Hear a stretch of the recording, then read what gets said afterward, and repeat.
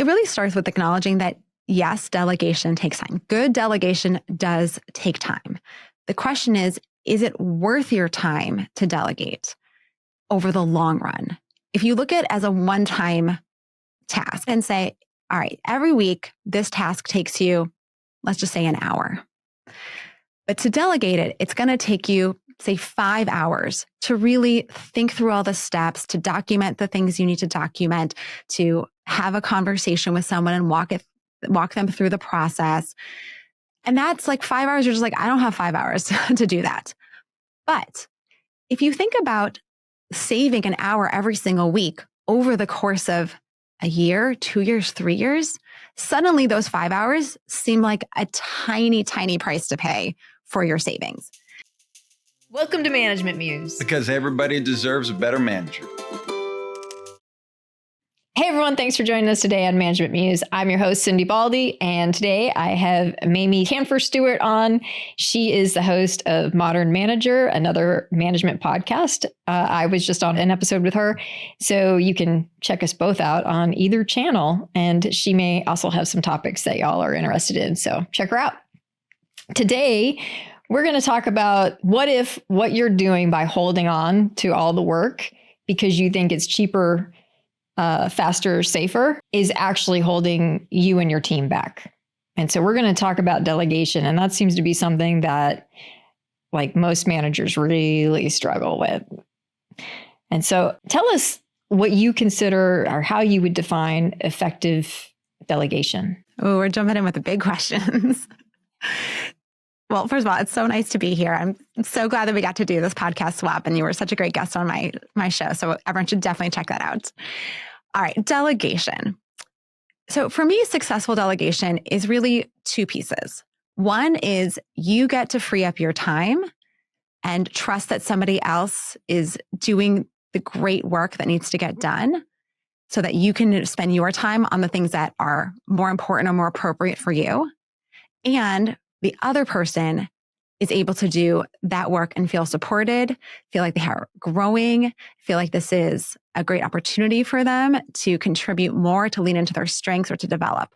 And for both people to really feel like this was a good shift in responsibilities or good shift in tasks, and the work itself, the quality of the work stays at least as good as you were doing it or gets better. Like that's what successful delegation is really about. And so what are some of the barriers that prevent people from actually delegating? So there are a lot of different fears that go they this, but I would say they kind of boil down to two core pots or buckets. The first is time. Delegation takes time, and we all are afraid that if I hand this over, it's going to get done wrong, and then I'm going to have to fix it, which is just going to take up more time. Or if I plan this out to delegate it well, I just don't have 3 or 4 hours to like write it all out and explain everything. And delegation is just it's not worth my time up front to do that. And it's not worth my time on the back end to have to fix everything. I could have just done it faster myself. So we have a whole myth around time, and that's a huge, huge barrier. The second, I would say, is really about how people perceive us. And there are many different dimensions to this. So one of them is, if I hand this over and it doesn't go as well as it should have, if they don't hit the quality marks, that's going to look bad on me. Not on them, but on me as the boss, that the work quality suffered. Or if I hand this over, it's going to make me look incompetent. People are going to think I can't do this, and therefore I'm giving it away. Instead of realizing that, no, just because you're giving something away has no bearing on whether or not you can or can't. And that hopefully that person you're giving to is actually better than you. And that's a good thing. Or we have all kinds of perceptions around, if I give this to somebody, they're going to think I'm being lazy, or they're going to think this is a demotion because I'm handing them something administrative and that's too low for them. And they're not going to like that. And they're going to think poorly of me. So there's a lot around this perception of how we're perceived if we want to hand work over, especially if we're not used to delegating to people, or we're not used to delegating this type of work to folks. And so we kind of hold on to it because we don't want them to think poorly of us for many, many different reasons. And so going back to your first point where it's just faster, how do you help somebody overcome that? Well, it really starts with acknowledging that, yes, delegation takes time. Good delegation does take time. The question is it worth your time to delegate over the long run? If you look at it as a one-time task, and I actually have a calculator that I use with my clients, and we look at it and say, all right, every week, this task takes you, let's just say, an hour. But to delegate it, it's going to take you, say, 5 hours to really think through all the steps, to document the things you need to document, to have a conversation with someone and walk them through the process. And that's like 5 hours. You're just like, I don't have 5 hours to do that. But if you think about saving an hour every single week over the course of a year, 2 years, 3 years, suddenly those 5 hours seem like a tiny, tiny price to pay for your savings. With the one caveat that savings doesn't come immediately, because you probably are going to still spend 10 or 15 minutes every single week in the beginning to review something, to check in with them, to support them, to help them. And so over time, your need to be in that support role will also diminish. So it might take you 5 hours up front, and then we typically build in, say, 10 to 15 minutes a week for the next month to do that support work. And then you hit that savings where every week that is an hour you have back in your week. And when you start to add up all these different tasks, you can really see how your calendar can just be freed up for more important work. And so part of it is understanding that payback of the time. The second thing is thinking through, what else do I need to be doing? How will my life improve if I can get some of these things off my plate? What are the things that have been sitting on the backlog that I just have not had time for? And that could be things at work, or it could be things at home. I want to be home at night for dinner. I don't want to have to open up my computer and have to work after my kids go to bed. Those little shifts can help get people over the time hump, because you can see that by investing a little extra right now, you can save it in the long run. And that savings, both in time, but also an opportunity, is worth it. I also look at it that way. Like, I think it's a time thing. I think what you said that is maybe a different way to pitch it is you're basically looking at your rate of return on the investment. Exactly. And, I know you just threw out like 5 weeks, obviously everything's going to take a different time, but thinking about sort of the rate of return on the different tasks and how fast you get paid back and actually get into the positive, I think is a good suggestion on how to frame it. And that is motivating to try to get people to do it.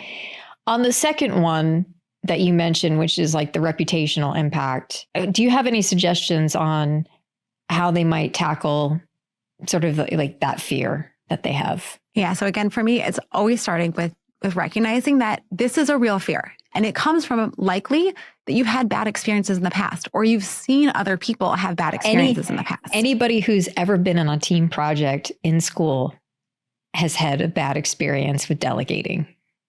Exactly. So it's not that these fears are unfounded. It's that without the proper processes in place and without putting the time in to set ourselves and the other person up for success, these things can go wrong. But when you take the time up front and you approach delegation strategically and with the right steps in place and with the right supports in place, these fears get drastically minimized. So for me, working with clients, that's where we start is let's actually just lay out and understand what are the steps that you need to take to delegate. Because when those things are in place, you start to see, oh, okay, it's not as scary as I thought it was because of the way that I'm going about doing this. And the way that I've done it in the past, I see now why I wasn't setting people up for success. And so I was getting those results that were less than optimal. So it's really, for me, and we can dive into the process, it's really just about understanding the process. Yeah, I was just going to ask you, because it sounds like you literally have a process that you put people through. And so I am actually really interested in learning about that. Can you elaborate a little bit? Yes. Okay. So there's a couple of different frameworks that I want to talk through. So the first one is understanding that delegation is not an all or nothing. It is not for me, I'll give you an example. So every week I have a newsletter that goes out to my community. And in the beginning, it took me a long time to write everything, to create the graphics, to make sure all the links were accurate, right? It takes a long time there to put that together, right? As you know. And when I hired my very first assistant, I was scared out of my mind to give this to her because I was like, this is so risky. Like there's graphics, there's content, there's links that have to be accurate. Like, there's just so many pieces here. And I just was like, there's no way I can hand this over. I have to hold on to it, which was not the right choice. But I was having this all or nothing mindset that said, I'm either going to give her this whole task or I'm going to keep it myself. So we need to shift away from this all or nothing and instead look at delegation. I call them the 5 S's. So it starts with set free. This is the highest level of you can give someone a task and they just run with it and you basically get out of the way. You tell them what the goal is and give them an example or send them in the right direction and then they have total freedom, right? And that's what I was unwilling to do because that's really I'm handing it all over. A step down from that, I call the sandbox. And this is where you give a lot of parameters and guidance, but within that, you give the person a lot of freedom. So you can set the goal, but also be very clear about timeline and budget and criteria and anything else that feels like they need to know that's up front. But as long as they stay within these parameters, I'm okay with how they do the work and I'm okay with the different decisions that they might make along the way. Then we step down to safety nets. And this is what I ended up doing partially with the newsletter. So safety nets is where you create a lot of opportunities for you to catch mistakes along the way. And this is one of those mistakes that we often make is we hand something over and then we don't see it till it's done. And then we're like, wait a second, there's so many problems. When you take a safety net approach, you're intentionally building in opportunities for you to check in. So for example, if someone's going to be working on a project, the first thing you might ask them to see is, I want to see your project plan. Before you start working on the actual tasks, just bring me your plan and we're going to talk through that. I'm going to make sure the plan itself hits all the things that I think it needs to hit. I can see you being really good at that. Like you're very organized. I am very organized.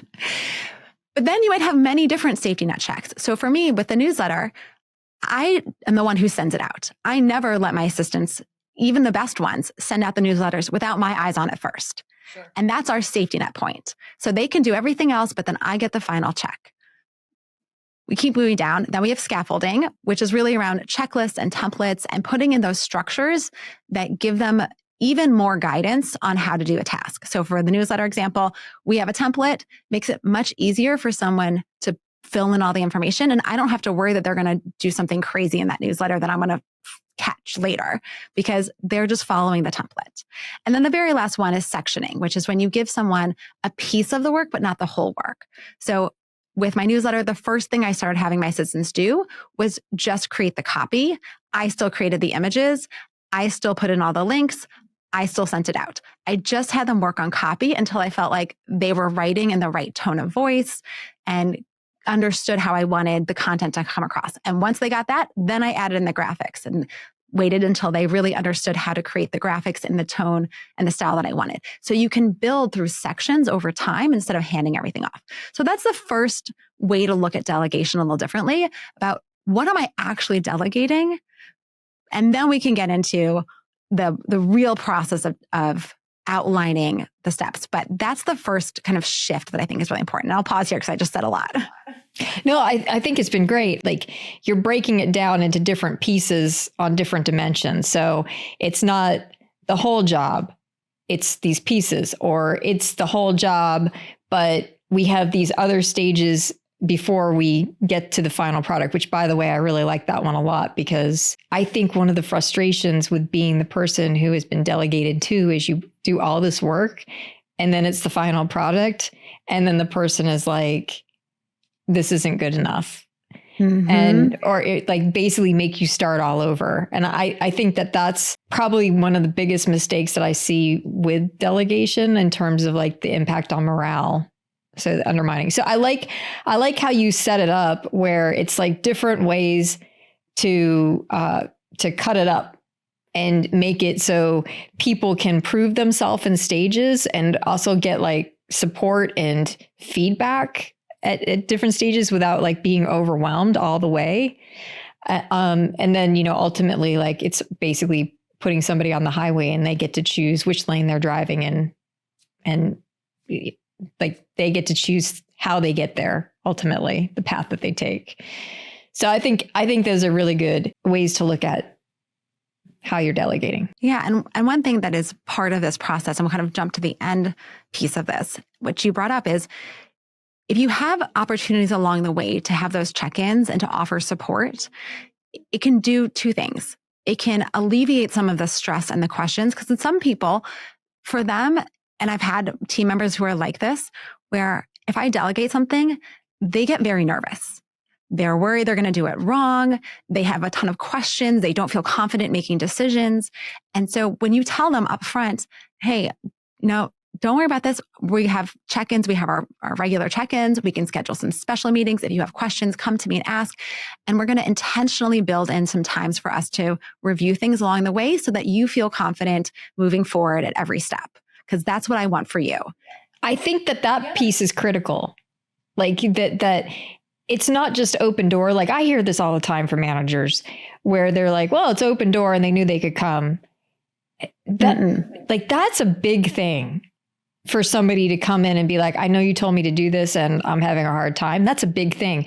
Whereas if you just put in like pre-planned, these are the meetings that we're having to discuss what's going on, I think it does two things for you. I think it eliminates the putting all the responsibility on the person. It's a shared responsibility.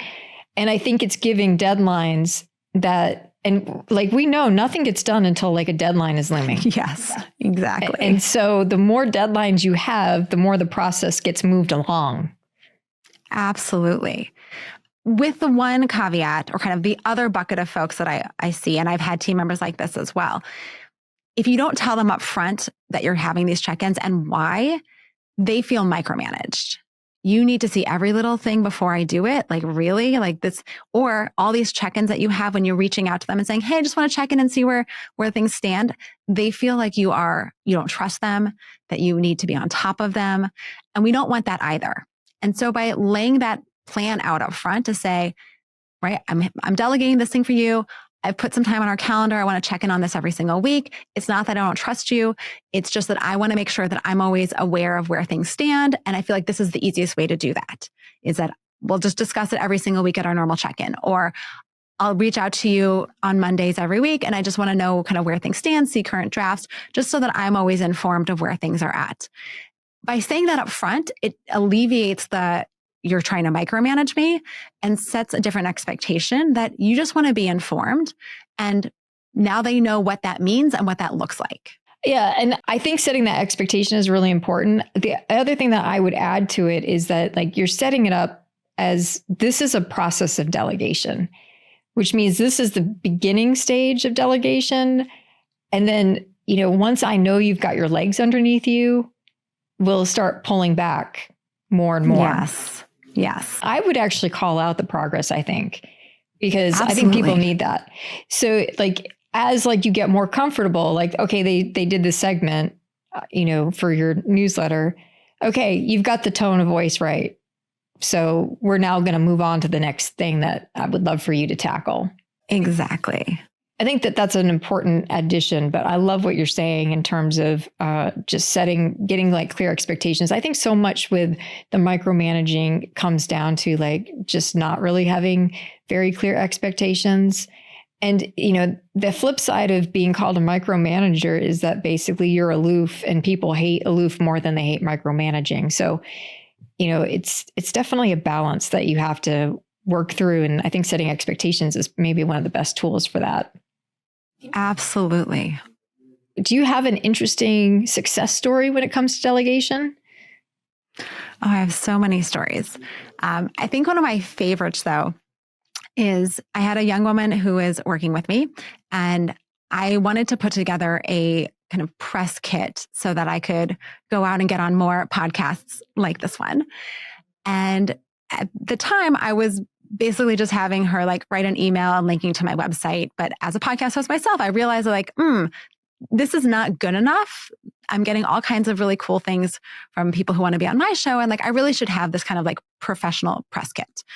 But I didn't spend a lot of time thinking about what that would look like or be like. I had some sense in my head of what I wanted, but I asked her, I said, can you just put together a press kit for me? and let's talk about it in 2 weeks or whatever it was. And this was the set free. We'd been working together for a long time and I really trusted her. So I said, that's what I want, is I want a press kit. That's the extent of the guidance. Right. And I kind of assumed that, she'd come back with stuff and I'd have thoughts and suggestions and pieces to add, but I wanted to give her some space to really run with it. So we met up after, the 2 weeks that she had to put together, and she showed me what she had done, and I was blown away. I mean, it was better than what I had imagined, and it was better than what I would have asked her to do. If I had said, I need one pager on this, and I need to have 5 different shows I've already been on, and I need to have all of these stats, like I could have done that. That would have been more of like a sandbox or a scaffolding approach. I'm so glad I didn't do that, because what she came back with was beyond my expectations. And that's the beauty of when you have somebody that you trust, of being able to give them the minimal, just the goal, and let them run with it. So that for me is like the best success story I've experienced with delegation. But there was a lot that went into that beforehand, if I'm reading the story right. Like this was a relationship you had, and you had high trust in her ability to take on these tasks.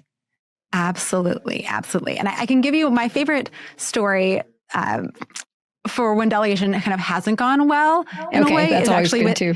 It's actually with my kids, because it's just it's something everyone I think can relate to, whether you have kids or you have a partner. You kind of can see this experience. And so in this case, we live in New York City, and we have to take the trash out to the street at 8 p.m. at night to get picked up. And usually my husband does it, but he and I weren't going to be home. And so we have some teenage kids. And so he was like, hey kids, can you take the trash out? And he did a lot of things right. He said, you need to take it out at 8 o'clock. He sent them a text photo of where the trash spot on the street was, so they would know exactly where to put it. And he sent a text at 8 o'clock reminding them to do it. So he really set up them for success in a lot of ways. So we come home, the trash is taken out, but the bins for the trash can didn't have liners in them. They did not replace the liners, and they did not put them back into the trash can that they took them out of. So the next morning, he says he's like so angry, and he's like, you guys didn't finish the job. You didn't put the liners in. You didn't put the bins back. Like, what were you thinking?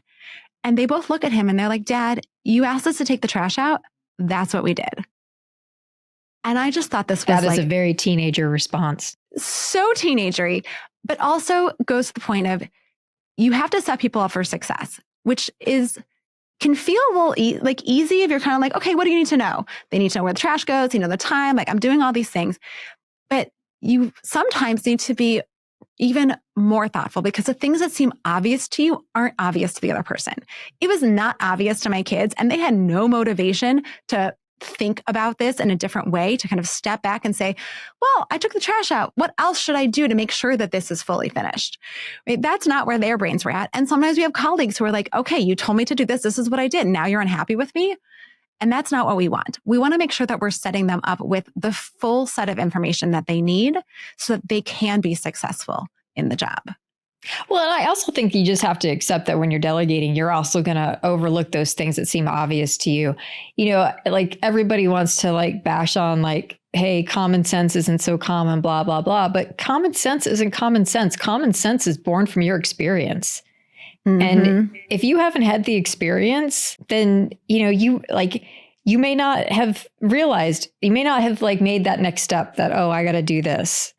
And as a delegator, that often gets exposed. What you think is obvious, or that you took it for granted. I mean, that's what this story is. You took it for granted that you would obviously put the liners back in the can.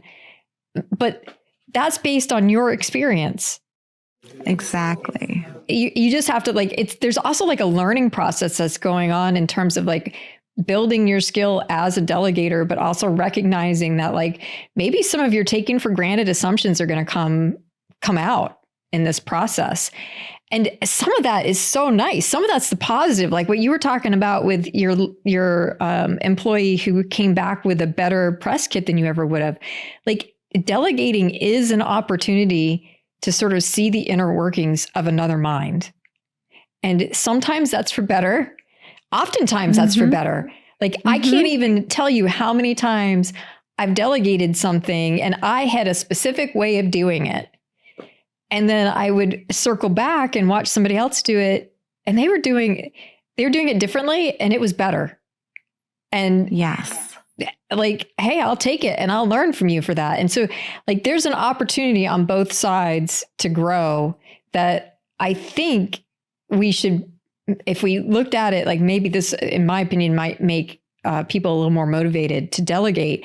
If we think about it in terms of curiosity and an opportunity to see inside the mind, but also an opportunity to see inside your own mind, because these taken for granted assumptions, we are so blind to them. Yes. The other thing that I thought about with your story is this is like a very, I would say, a task that isn't naturally motivating, taking out the trash. This is a chore, right? But not all delegation is a chore. And so how do you recommend, or what process do you have people go through to decide what they need to delegate? Oh, yes. There's lots of different ways to do this and lots of different answers for this.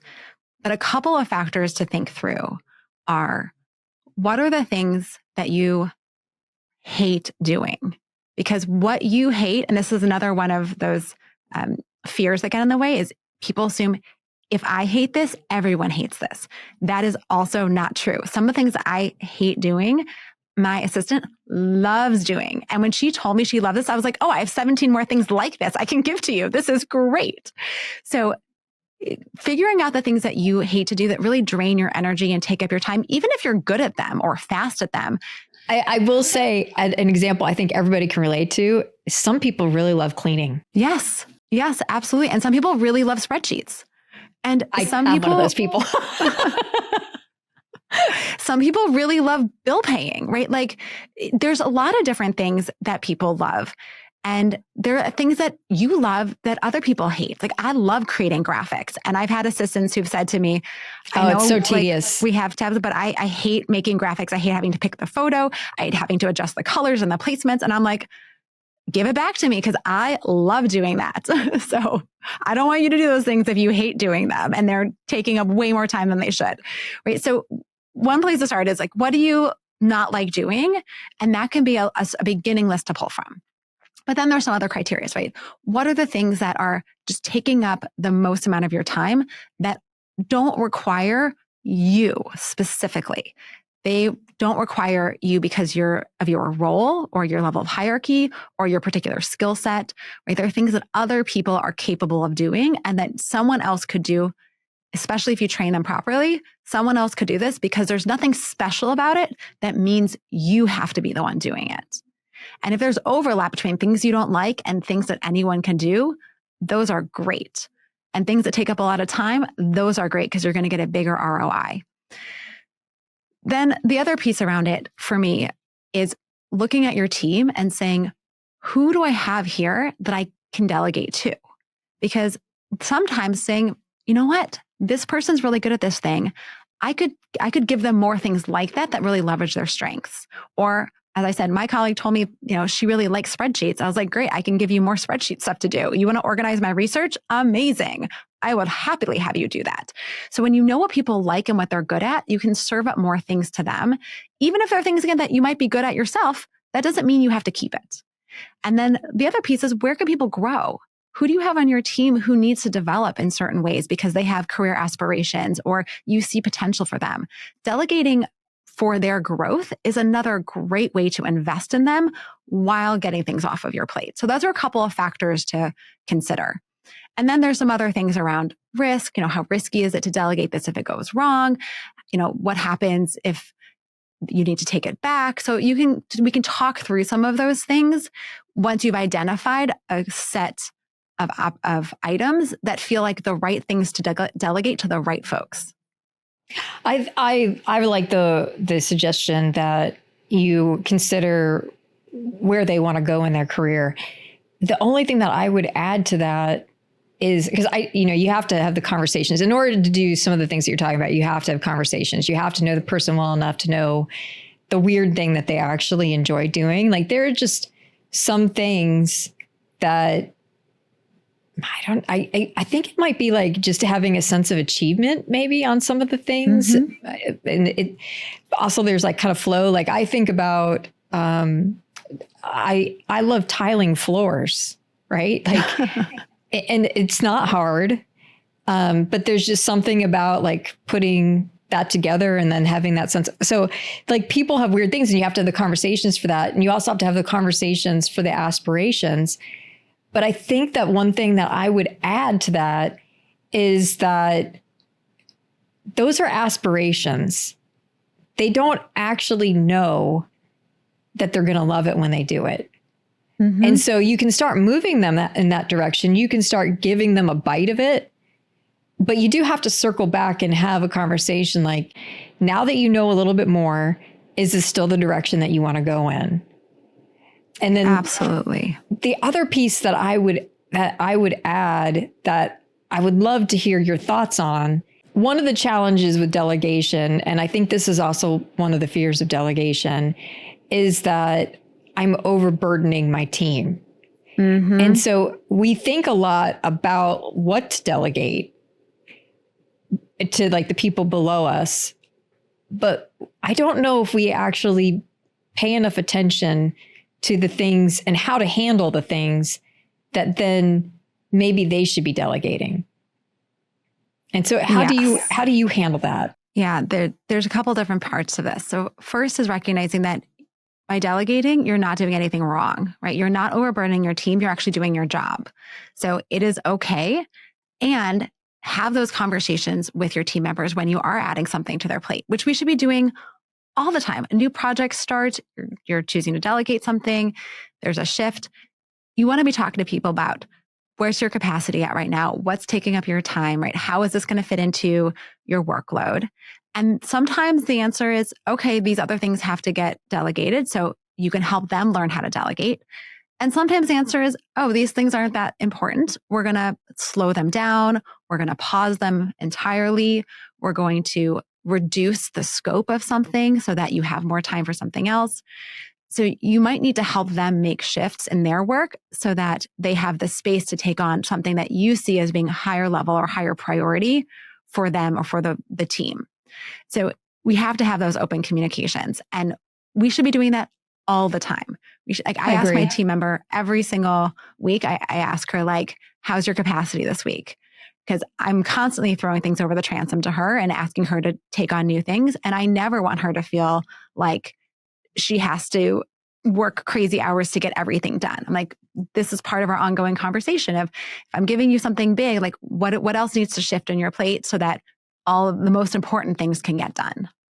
I think that's great. Yeah, the idea that, and I think this is important for managers and aspiring managers to think about, like a lot of things get delegated to managers.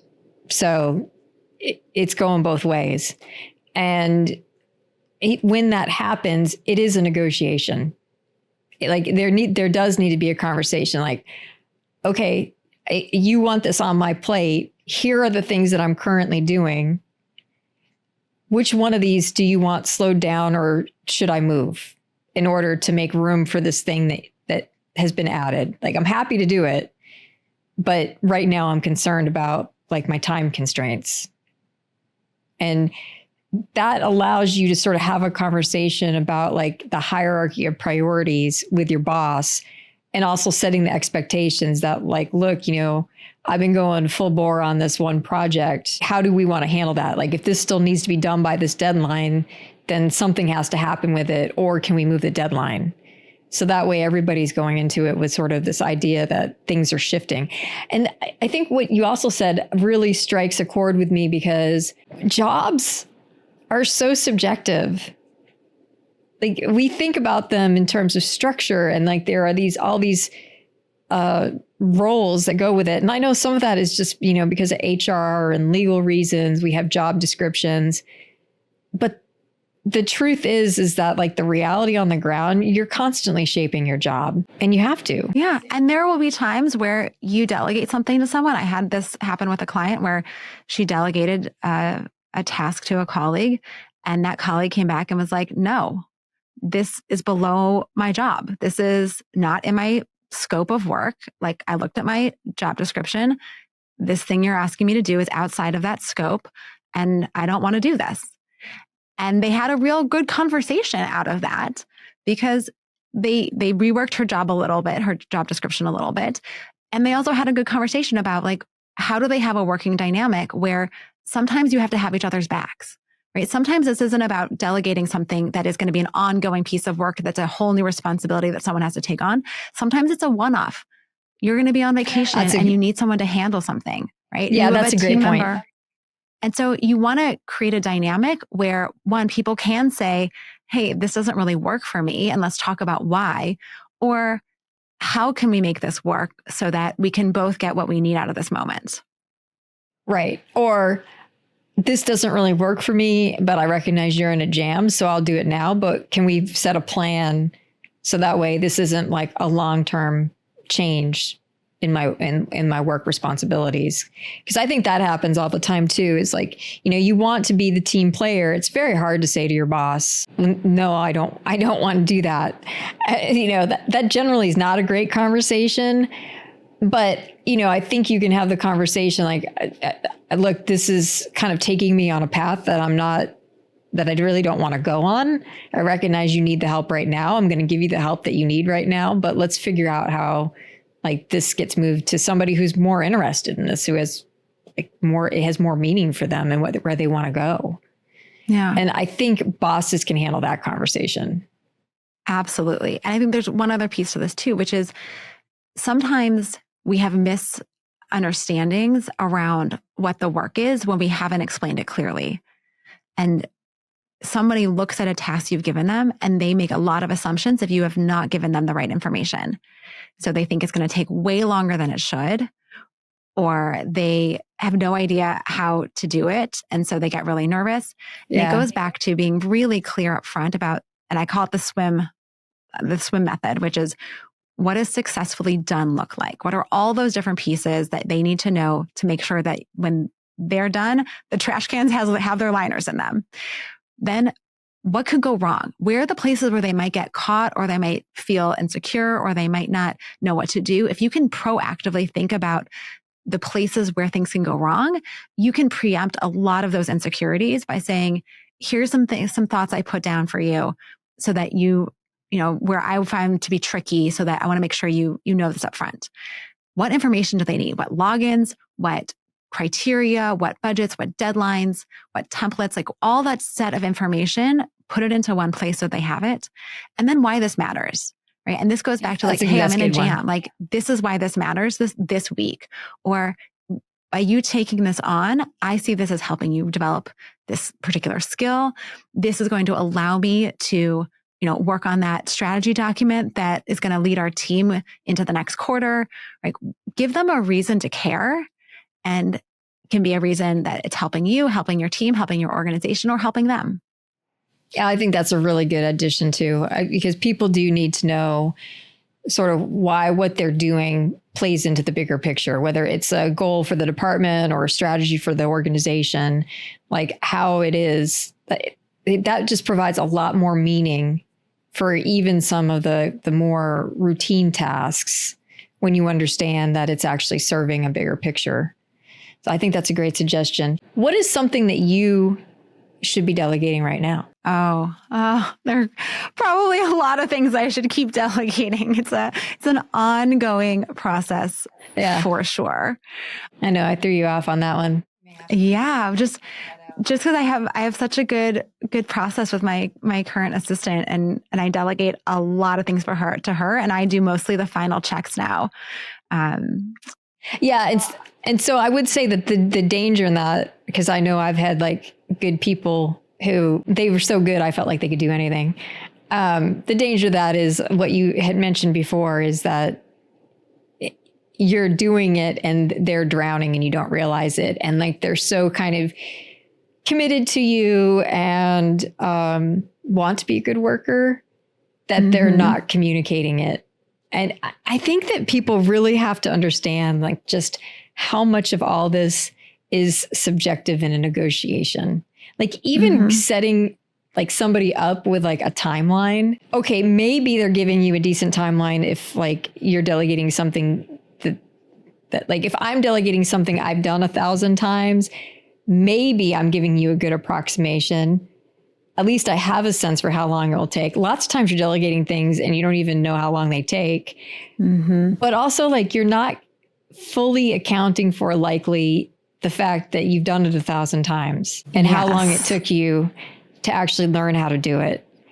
And just all of that is like so subjective. And I think people have to have a sense of freedom about having those conversations. Like, okay, here's the expectation. I think it's going to take you this long, but I realize that this is just a guess. It's just an estimate. Absolutely. What I like to do for specific tasks where like I know how long it takes me, I'll tell them it takes me about an hour to create all the graphics. You know, it takes me about an hour to write a script. I anticipate it should take you somewhere between 1 and 2 hours. If you hit that 2-hour mark and you're not near done, I want to talk about it. And I want to talk about your process because I don't want you to spend more than 2 hours on this. Right? You can give them some guidance. Yeah. And it's really helpful because then their expectation is set. And I learned this technique because I had a team member who I delegated some work for one of my membership communities to. And I wanted her to make a workbook for me based on a video that I had done. And it took her like 7 hours. And she came back to me and it was great what she had produced. But I was like, you spent 7 hours on, I thought this was going to be like a 90-minute thing.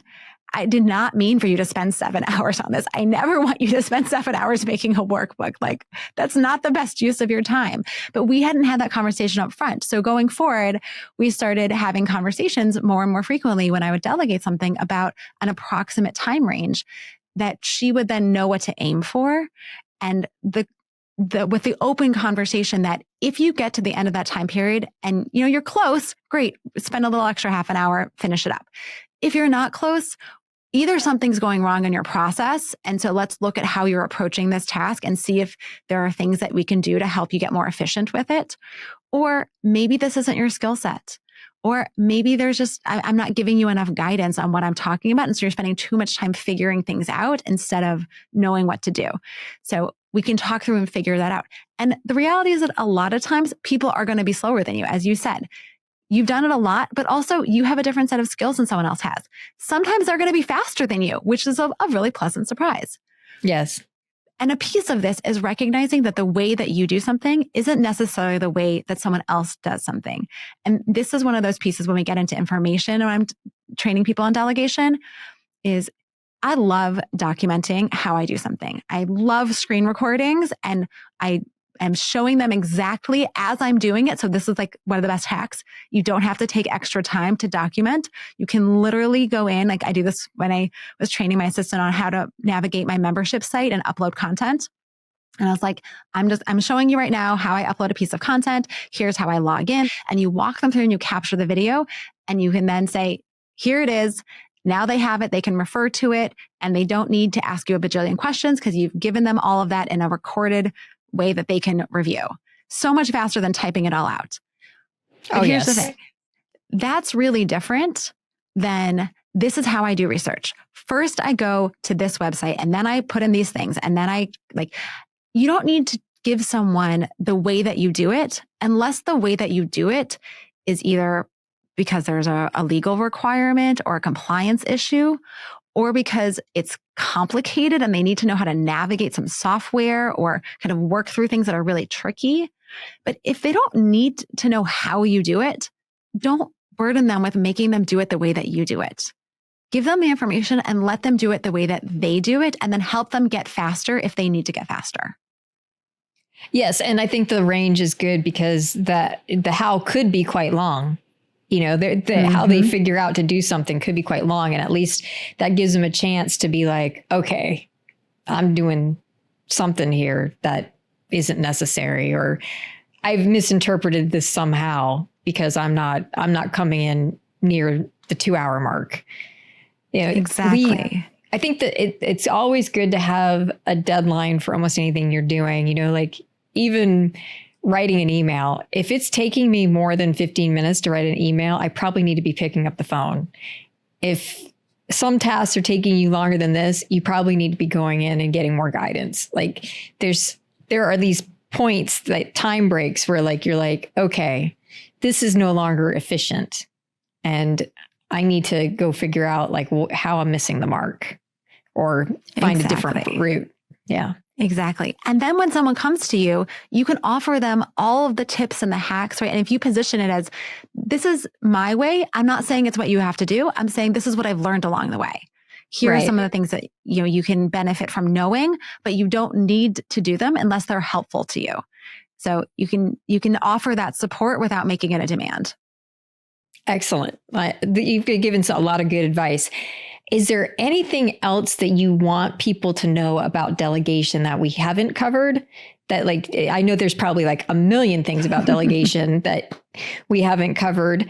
But is there anything that you just really find really important that you'd like to pull out before we close up? Yeah, I'll say 2 quick things. So we didn't talk about AI at all, which is totally fine because it's a completely unrelated topic. But because it's on everybody's minds right now, I'm always open for AI.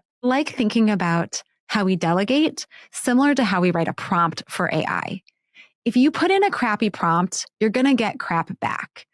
The more detail that you give, right? When you are articulating exactly what you need, what information the AI should be drawing from, what questions it should be answering, right? When you give it more, it gives you more back. And the beautiful thing about AI is that if you don't like what you get, you just ask it again. Oh, I should have put in exactly, the timeline or the customer. I should have put in this or constraint. Right. I could have put that in. I should have given more context. People don't like it when you do that, right? That's what happens when we delegate and we're like, do this thing and think, oh, actually you need to do it like this. And oh, I forgot to tell you that. And people don't like all that back and forth the way that AI doesn't judge us for it. So when you sit down to delegate, think about it as if you were delegating this to an AI. What would you need to put into that prompt so that the AI could give you back on the first try exactly what you were looking for? So that's one just little hack.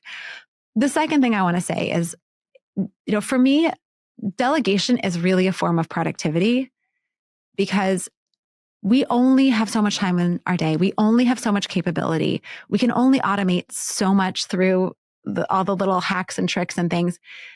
The way to get work done, and your job as a manager, is to get work done through others.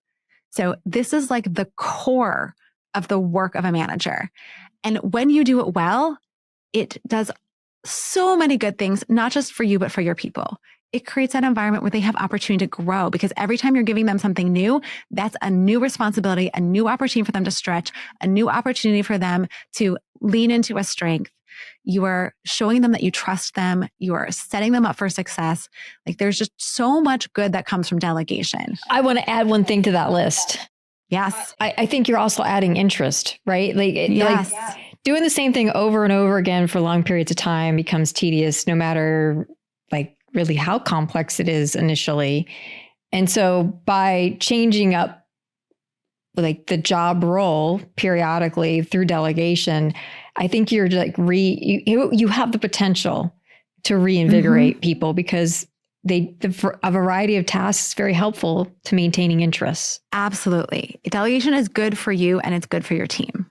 I like that. We're going to end on that. Thank you so much, Mamie, for coming on. It was great talking to you today. Well, thank you so much. This is such a pleasure. I love geeking out on delegation. Tell us how they can reach you. You can learn a lot more about me and my work and my podcast at themodernmanager.com or my personal website, mamieks.com, or my meetings business, which is what I usually talk about. So it was such a treat not to talk about meetings today, which is meteor.com, meteor.com. Excellent. All right. You have a good day, everyone. You have a good day. Thanks for tuning in. Don't forget to grab your copy of the Uncertainty Playbook. And if you'd like to stay connected, sign up for our newsletter. The link is in the show notes.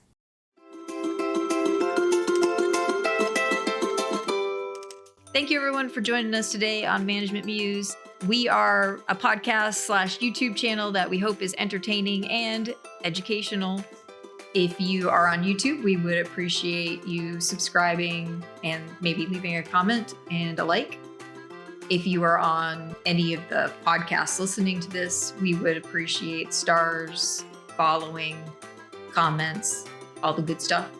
We want to say thank you to Sarah and Rebecca. And then just as a last minute reminder, we also want to mention that we are management and communication professionals working in the field, but also have degrees that back us in science. All that being said, we are talking in generalities on this podcast. We do not actually know your particular situation. So proceed with common sense and maybe a little bit of experimentation on your end. And we hope that you make the world a more beautiful place by making work a more enjoyable place. See you next time on Management Muse.